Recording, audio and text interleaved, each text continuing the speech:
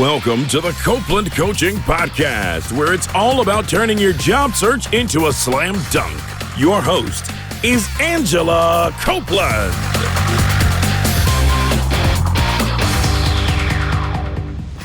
Welcome to the Copeland Coaching Podcast. I'm your host, Angela Copeland. Live on the phone with me today, I have David Cooley. David is the Director of Alumni Career Services at the UCLA Anderson School of Management in Los Angeles, California. He also has his own practice, David E. Cooley Career and Executive Coaching. UCLA Anderson School of Management, established in 1935, is regarded among the leading business schools in the world. Each year, UCLA Anderson provides management education to more than 1,800 students enrolled in MBA, fully employed MBA, Master of Financial Engineering, and doctoral programs, and to more than 2,000 professional managers throughout executive education programs. David, thanks for joining me today. Thanks very much for having me on your podcast, Angela. Well, I've known you for quite a while. I know you've been coaching for over 13 years. And as we've talked about, one of the things that I know you work with your clients on is really demystifying networking. That's one of your big areas. So could you talk to me a little bit about that and, what suggestions do you have? Well, as you know from your work and from the work that I do as well, a lot of people look at networking as something that's very scary. They look at it in a bit of a transactional way, which is that I have to do this to gain this and to gain access to these jobs and so forth. So what I really try to do is take an approach of looking at what networking really is. Mm-hmm. And it's relationship building. It's essentially like making new business friends. So for someone that's shy, as you mentioned, it's really trying to get back to basics, which is what are you trying to achieve? You're trying to learn something new. You're trying to make a new contact, but more of a potential business friend that's ultimately going to serve as an advocate for you in the future. Mm-hmm. So I try to get people to really look at networking as something that they don't just do it with an end goal in mind, which is let me get this job, but rather how do I build a series of relationships authentically to help to learn more about a business, to learn more about an organization. And ultimately, along the way, you build those advocates that can influence the possibility of you getting hired within an organization. So if you really take a step back and start looking at how you've built your friendships throughout your life, you have built them authentically. You try not to treat people as just contacts and a means to an end, but rather relationships that you can develop that will really build over time and lead to opportunity and, of course, business friendships. Right. And I talk to a number of clients who really dislike networking. I have one client in particular who is a real, giver, and her thing is she doesn't like to network because she feels like she's only looking for something. Yes. What do you say to folks like that who just really dislike, the feeling that comes with networking? What I try to do is to get them to understand that everybody does networking all the time, whether or not they realize it or not. Mm-hmm. The name, I think, networking itself makes people think of something that's a little inauthentic, something that's a little bit ugly, and again, a means to an end. I try to get them to really think about it from a information gathering perspective, and as long as somebody is appreciative of someone else's time, they will sit back and look at all the conversations they've had in their life and realize that they were networking all the way along. Mm-hmm. So try to really redefine what networking is. Try to demystify it by saying networking happens every day. You just don't call it that in that moment in time. No, I totally agree. And I think, too, both people are often bringing something to the table. Even if you're looking for help, you're bringing something, or you can if you make a point of it. Absolutely. And or you just show appreciation for that person's time. Right. Well, at the Anderson School specifically, you're working with students and also with alumni. And, you've said something to me a couple of times regarding networking during graduate school. And I just, I'd love for you to kind of share that with our listeners and talk a little bit about why networking is important in particular during school, even though you're there to learn. I think it's critical. In fact, I really believe that if you're not networking while you're in business school or any graduate school or even undergrad, you're really cutting the value of your degree in half. Because, more and more you hear a lot about flex programs, online learning, and so forth. And whereas I think you can learn a lot through different online channels, the fact of the matter is when you've got this many people around you, you have such an opportunity to build those friendships and build knowledge and to build trust that if you're only concentrating on learning, you're not taking advantage of the full experience. And so networking during business school, again, can take a lot of different forms. It's just getting to know the people around you, getting to respect them, getting them to respect you with really and reaching out a little bit, if not a lot, beyond your comfort zone. So it's important because you have such a large number of people around you at once that'll probably never be the case in the future. Mm-hmm. So why not make the most of that? And as you said earlier, help other people when you can, and ultimately you'll receive help as well. Right, absolutely. And I think, it's great to also recognize the talent that you have in your professors. And, that they've worked in industry. And you mentioned undergrad. I know, I have one of my brothers during undergraduate school, he became close friends with one of his professors. And the professor told him about a full scholarship that he should apply to for graduate school that would allow him to go to Cambridge in England for free. And I really think, if he had not been friends with that professor, he might not have ever learned about that, and he may never have gone to that school, which has really changed the direction, I think, in course of his life, just through that one relationship. So I think you're dead on when you talk about, you're around so many talented people in your field that there's really no better time to connect. And to your point, in addition to faculty, and of course, the alumni of that school generally have a huge sense of pride and ownership in the school or the business school or the master's program that they went to. Quite often, your networking is not only those that are around you during the school, but the alumni network, most of the time, is very receptive.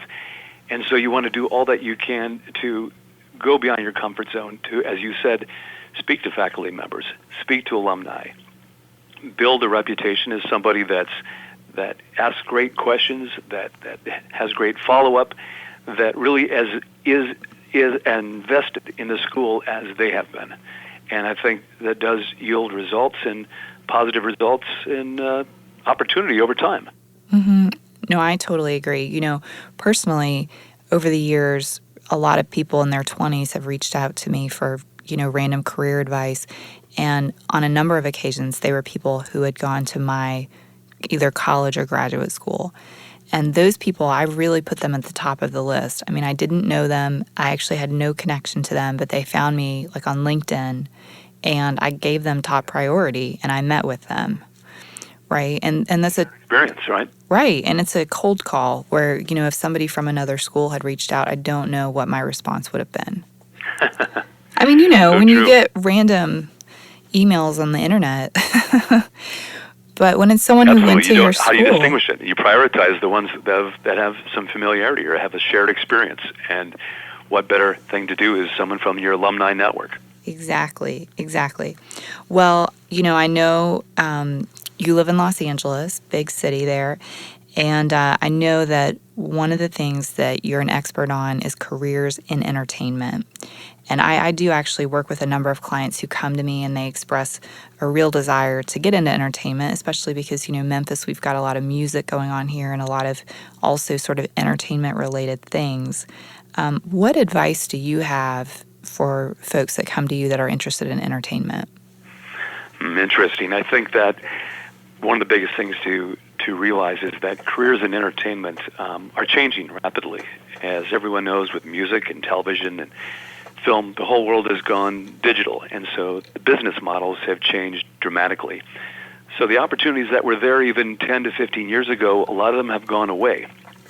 And so it is a highly competitive industry where you can work in entertainment, but you have to realize what the business of entertainment is. Whether you're in a business or a creative role, it's really important to understand where the landscape is going and really where the industry is going. So I would say, first, make sure that you've spoken with people in your area of interest. Realize that the digital distribution of content, obviously, whether it be music, film, and TV, and to all sorts of mobile devices, has really changed the way the industry works. It's changed the business models. It's changed the way we as consumers consume and look at entertainment, and so therefore the opportunities have changed quite a bit. So it means going in with your eyes wide open as far as what entertainment is and is not, whether it's at the business school level or on the creative level. So much has changed, and it's good to talk to people that are in those industries and to do the same in terms of networking, reaching out to people in the industry that maybe are through your alumni network or through friends, any connections you have to validate your assumptions about the industry, because there's a lot of myths out there about what the entertainment industry is about. Mm-hmm. And the fact of the matter is, as glamorous as it is a business, and a lot of people tend to lose sight of that.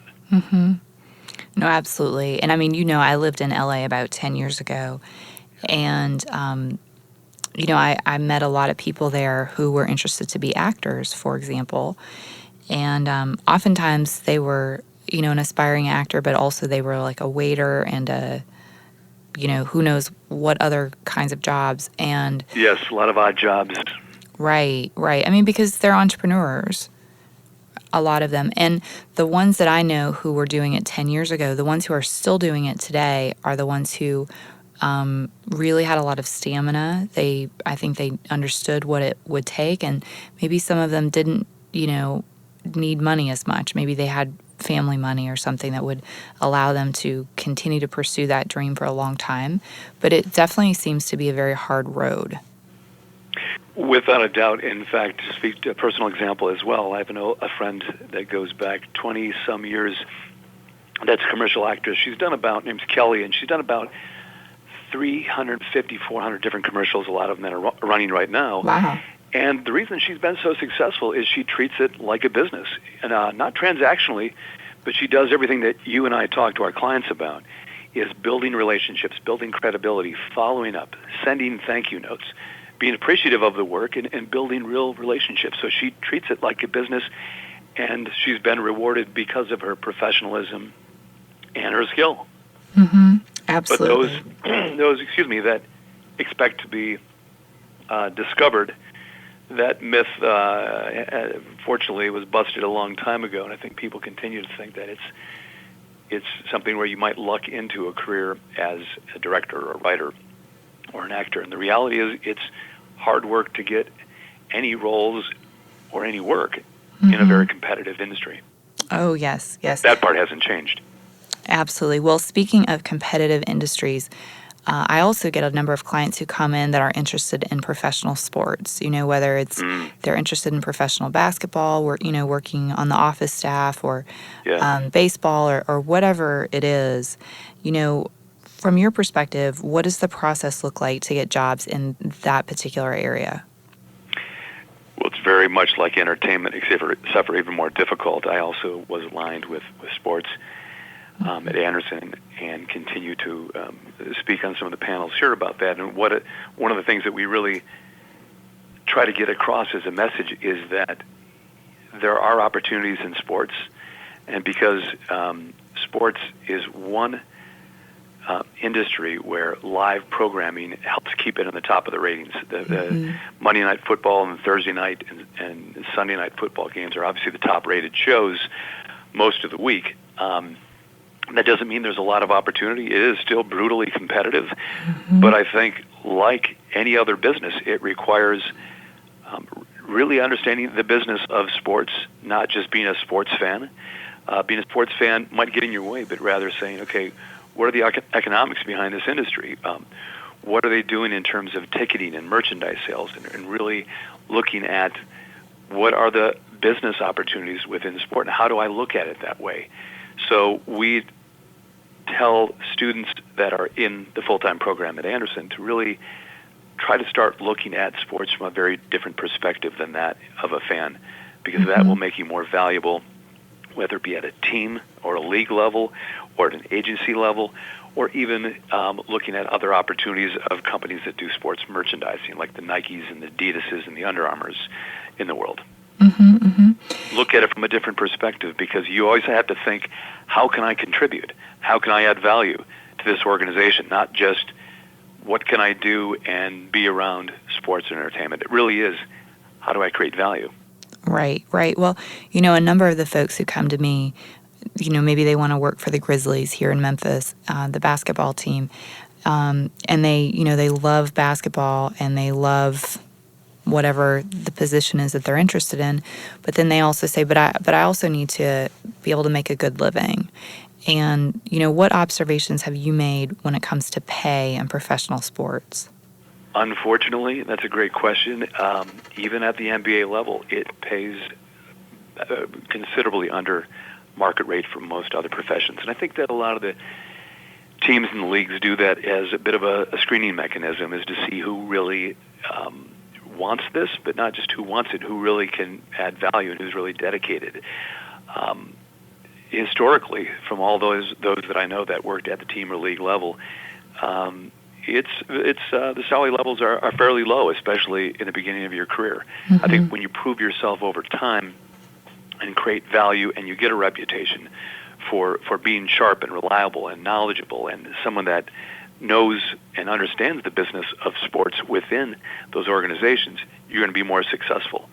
But it is definitely an industry that has no shortage of people interested in those roles, and it's very competitive, and a lot of it is relationship driven.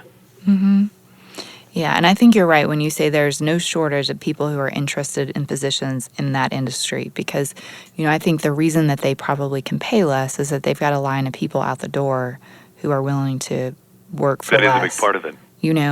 They don't have to be as competitive because so many people really want to do it. They have a great candidate pool. Absolutely. It's all about supply and demand, right? Absolutely. Well, I work with clients actually in a number of cities, so Memphis and some that are in other states as well. And many of those people are actually thinking about relocating because maybe they're having a tough time in their current market for, whatever reason. And when they start to look at relocating, oftentimes they look at big cities and they really, they get kind of stars in their eyes and they start to talk about New York and LA and, some of these really big cities. And since you live in a large city, I was wondering if you could share a little bit of your insight, sort of, are there any myths that you see that comes along with living in a big city, and kind of what advice would you have? I think that's a great question. And in my role at UCLA Anderson, in the career services role and alumni, I travel a lot to these other major markets, New York, Chicago, San Francisco, and the Bay Area, of course. And as we all know, those areas certainly have a lot of opportunity, especially if you have a tech background. If you're someone that focuses on tech, obviously Silicon Valley, San Francisco, there are a lot of startups, a lot of established companies, a lot of companies going public that we all know about. New York, obviously a lot tied to the banking sector. So I would say there is a lot of opportunities in big cities, but you have to look at what you're going to gain and what you're going to lose. When moving to those big cities, let's say San Francisco and LA, two cities I spend a lot of time in, yes, there are more opportunities, whether you go to the job sites or whether you just look at the number of companies or financial institutions in each city. There's a lot more opportunity. There's also the cost of living is dramatically higher. San Francisco and New York are very, very closely aligned in terms of cost of living. It's whether it be renting a one-bedroom apartment in either city can be upwards of $3,000.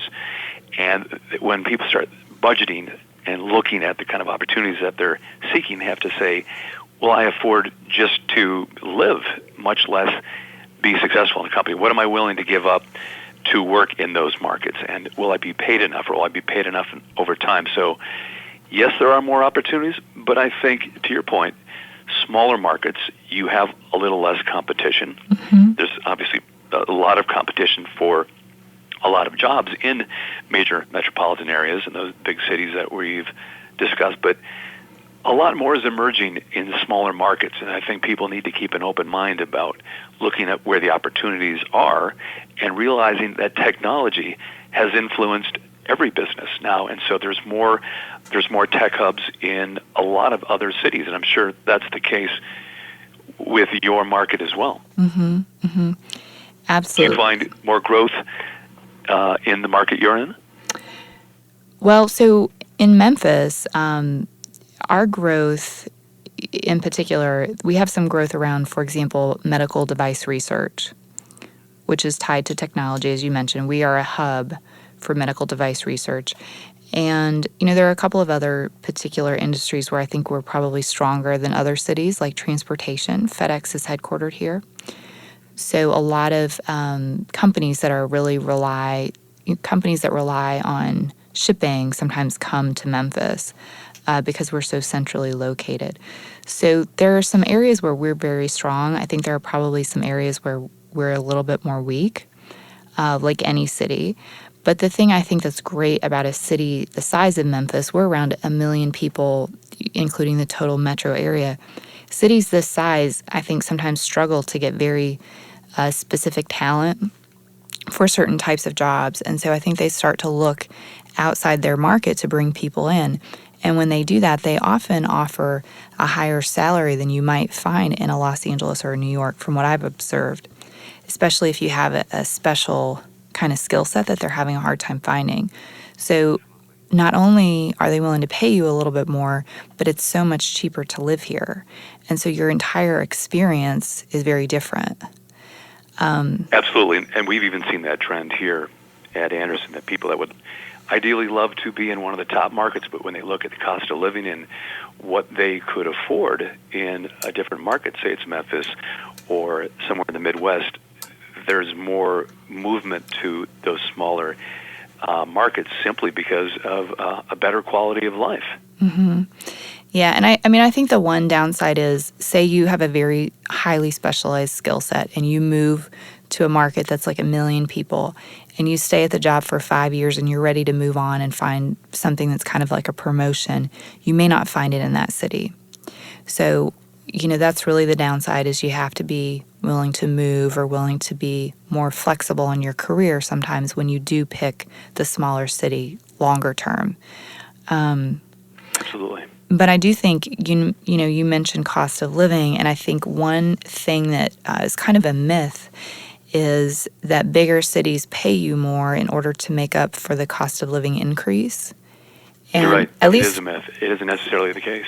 Right. I mean, the only times I've really seen that happen is when your current company relocates you. And especially if it's not your choice. And they may say, hey, I know you don't want to move to New York. We are going to give you a little extra money to make up the difference. But I don't see that for companies who hire you straight into a big city. I think the only companies that do that, and as you pointed out earlier, are companies that are really looking for a specific skill set. Maybe it's something technology focused. If you are unusually good at anything that tech companies are interested in, they tend to pay a premium. But outside of that, I would agree. It's case by case, and it's not typical. Right, absolutely. Well, so you're working with both graduate students and also now alumni. I have clients who come in and they really want to go back to graduate school. And from your perspective, what are a few of the reasons why you would recommend that someone would go back to graduate school? I think the first thing that really comes to mind is that ever since 2008 and when we had the financial crisis, it was clear that our economy was changing dramatically and that new skill sets were needed.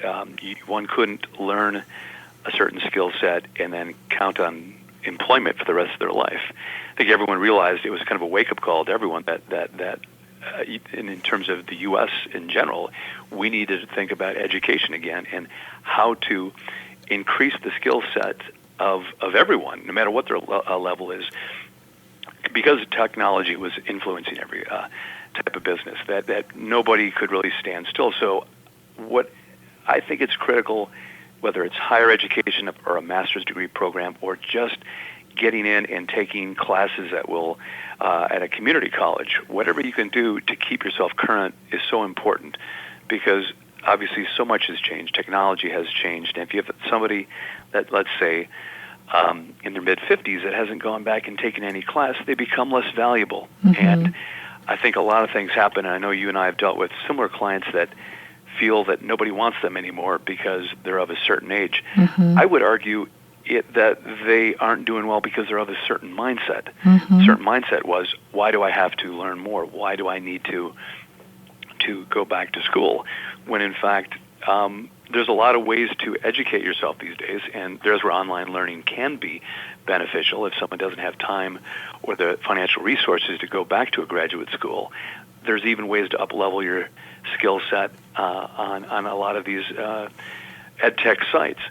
But to a master's program, it's becoming more and more of an expectation of having a graduate level degree, whether it be an MBA or something just very specialized in one's area of interest. It's becoming the new normal. No, I totally agree.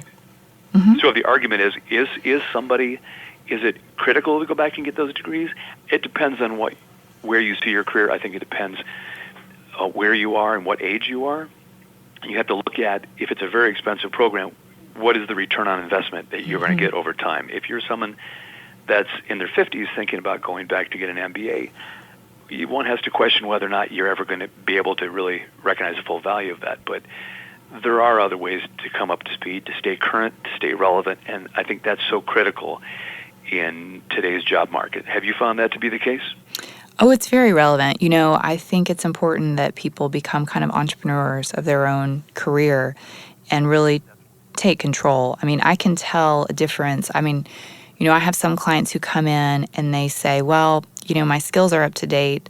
Someone needs to teach me something. And then I have clients who come in and say, there's something new that I don't know about, but I'm out there and I'm going to figure it out. I'm going to see how I can learn about it. I'll see if someone will talk to me about it. I'll see what I can find online. And I know that client who is willing to sort of jump in there and figure it out, they're also going to be the one who finds a job faster. And absolutely, it's not really based so much on their exact skill set or what their resume says, but just their attitude is so different. Attitude and mindset are everything. Are you someone that can figure something out, or do you want a job handed to you?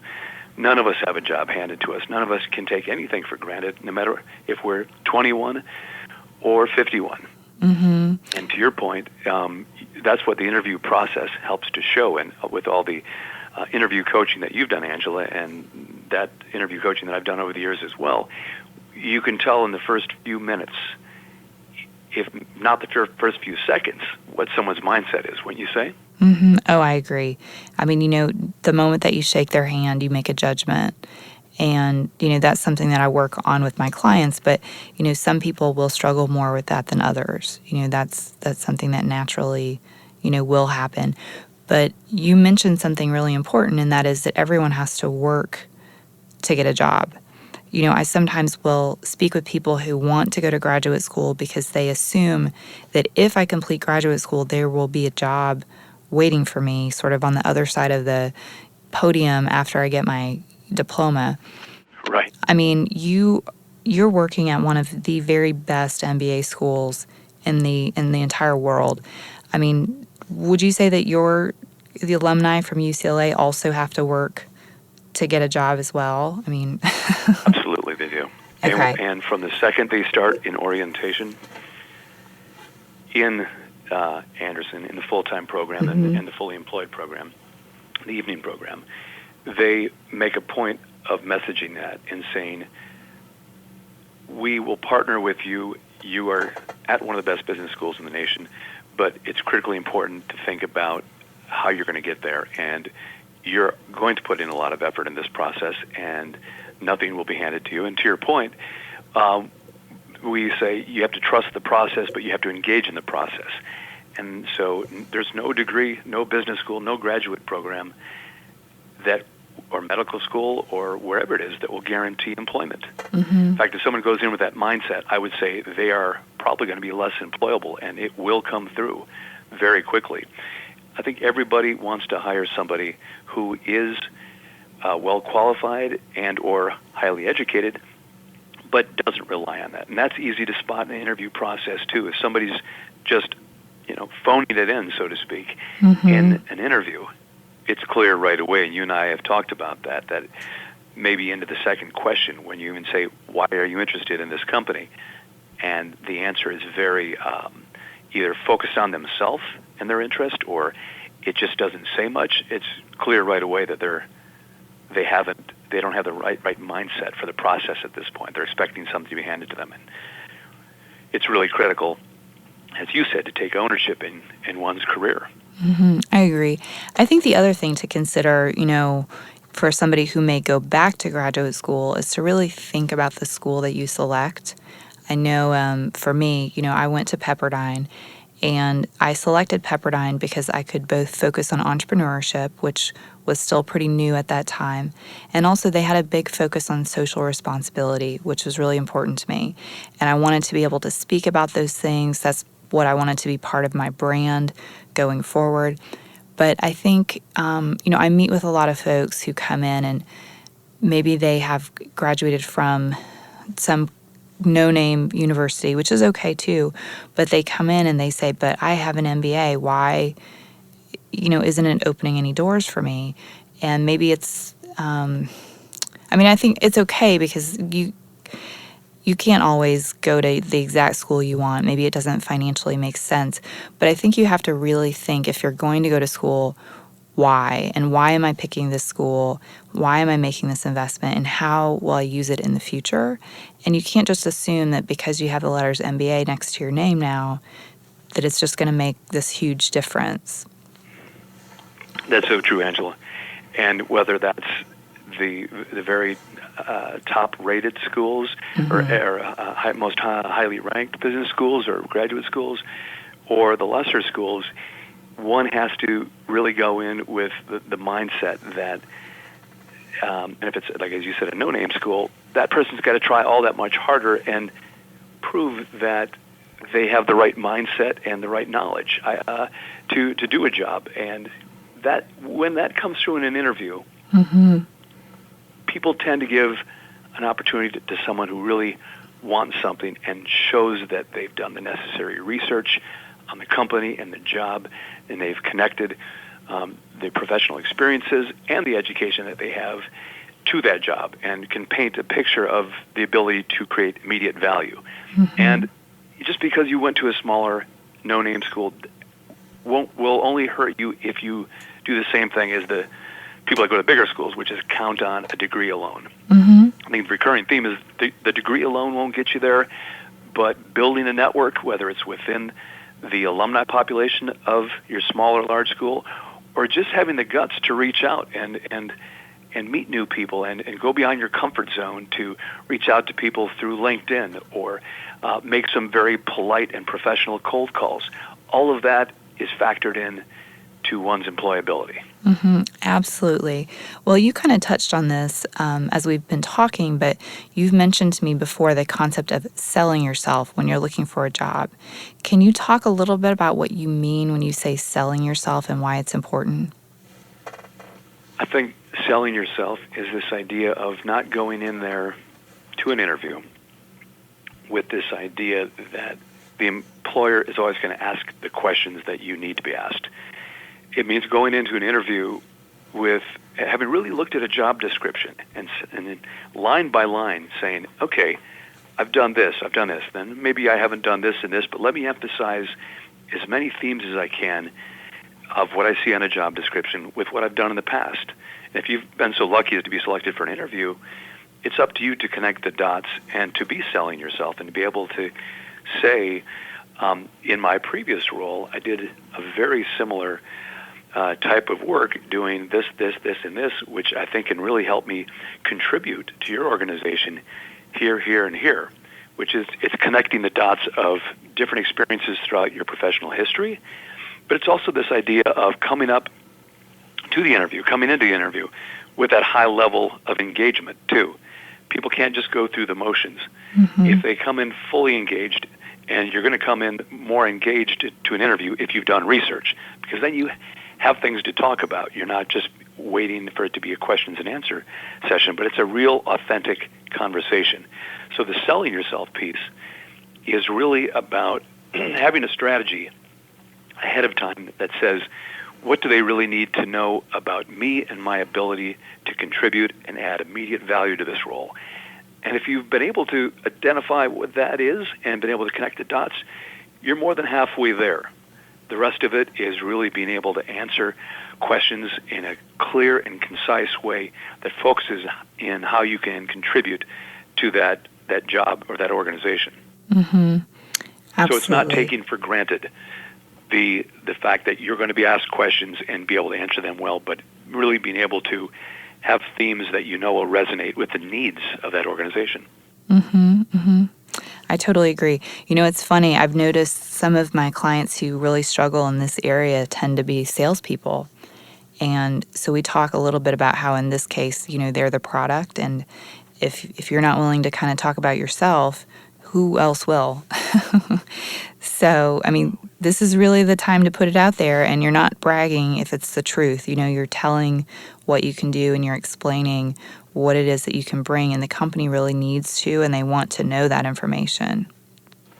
They are, and ultimately what you're doing is, I call it, you use your HRA to create a POP, which means you're talking about your historical record of achievement to create a picture of possibility for that organization. And if you've thought through what they need, you're going to be able to create a picture that really resonates in the hearts and minds of those you're interviewing with. Oh, that's if you're great. Just answering questions. Oh, thanks. I think I have a lot of crazy acronyms to try to get people to think about what's really most important, and one of them is just thinking that you're trying to create that picture in the minds of the people you meet with, and you're also connecting with them on a personal level. The people that interview you are most likely going to work with you. They need to like you. Likability, as we both know from our work, is critical to the situation too. And showing up and just answering questions isn't enough. No, they're going to pick the person that they like better. This is someone they're picking that they'll be spending a lot of time with each day. So without a doubt, it's very important that they like you.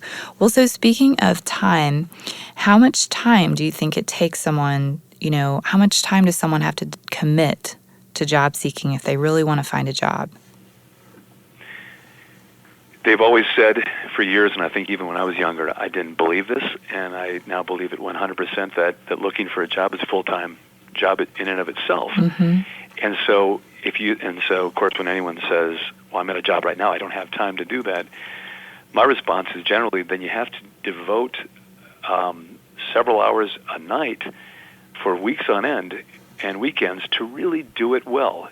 And if you've got a full-time job, but you really need to move to the next level, or you really need to leave the company you're in, it's just not working anymore, or you see maybe the business is in trouble and you need to find a new job, it's not about just answering ads that you see through the different job sites. It's about budgeting a lot more time than you think. And I think it all depends on what industry you're in, what that means in terms of actual weeks, hours, and maybe even months to get the new role. Every market's competitive, big and small, and so one has to, I'd say, whatever you think it's going to take, triple that amount of time, because ultimately there's so much that goes into searching for roles, reaching out, and finding people. And of course, as you and I both know, just applying for jobs on job sites is pretty ineffective. And so doing that without following up is a real lost opportunity and a mistake.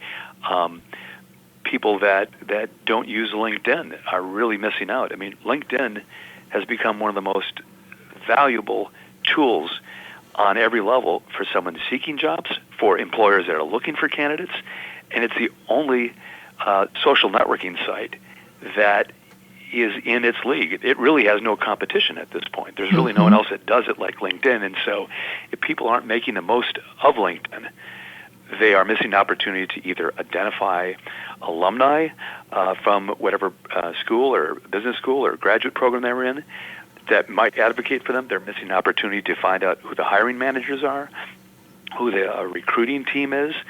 And so there's just so much that can be done to improve the job process through the networking or even the research that you do from LinkedIn and other sources. Mm-hmm. Absolutely. I think that's a huge mistake. And I do actually get the question from many clients saying, do you really think LinkedIn's important? Is it really worth my time? And, absolutely. They say, do you really think people find jobs through LinkedIn? And not only do people find jobs, but sometimes recruiters find you. So you need to be there. And you find jobs, and of course they post jobs, and then they have, every year LinkedIn gets better. They create these digital online products that make it more and more effective and more useful. Mm-hmm. Now that they're a public company, it's publicly traded on the stock market. It means that they want to keep improving the technology. They want to find new ways to monetize, to make money on the site, and so they just keep making it better and more useful. Mm-hmm. And so not only will you find jobs, you find the people that lead you to jobs. And if you have the right approach and the right mindset, you will be able to find opportunities either directly or indirectly utilizing the tool. To not use it is a major mistake. Oh, I totally agree. Well, so we're talking a little bit about the online world. Let's talk for a minute about the offline world. I know that you focus some on body language and appearance with your clients. Can you give us a few pointers about what we should keep in mind when we're interviewing with regards to body language and appearance? Very, very important, and it's one of those things that I know you and I both do a lot of work with recording people doing their interviews. And what I think a lot of people don't realize is that from the second you come in the door, and as you mentioned earlier, you shake hands and you look at that person in the eye, they're already making a judgment on you.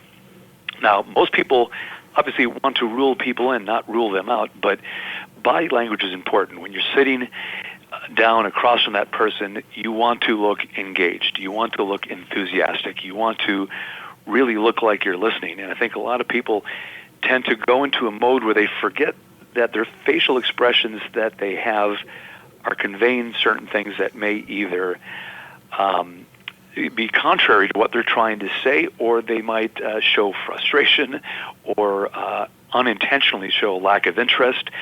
For example, and we've talked about this, sometimes when people are trying to think of answers to questions, they're very much in their head and they've got a very stern look on their face, and only when they see themselves in a mock interview do they realize that that really doesn't play well. It really looks like either they're upset, they're not interested, they're frustrated.